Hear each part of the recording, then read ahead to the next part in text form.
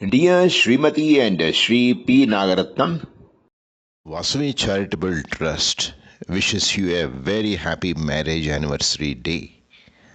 Many happy returns of the day.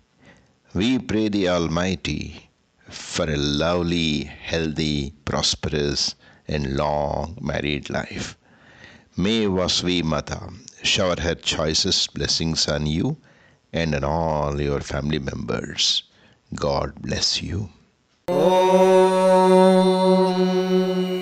शतमानं भवति शतायुः पुरुषः शतेन्द्रिय आयुष्येवेन्द्रिये प्रतिष्ठति